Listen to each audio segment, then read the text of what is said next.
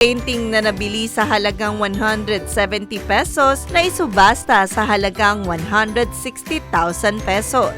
Nakabili ang isang babae sa Ohio, US ng isang painting sa halagang $2.99 o nasa 170 pesos sa isang thrift store at nagulat ito matapos malaman na obra pala ito ng isang sikat na pintor.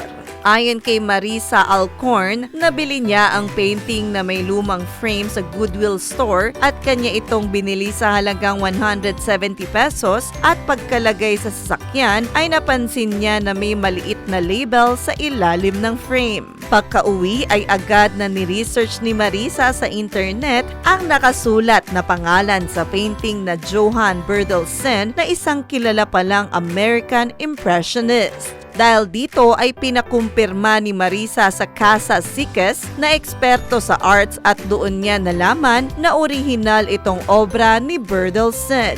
Naisubasta naman ang painting na may pamagat na Chapel St. Patrick's Church sa halagang $2,785 o nasa mahigit 160,000 pesos. Hi! Ito po si DJ Claire ng Radyo Natin Nationwide.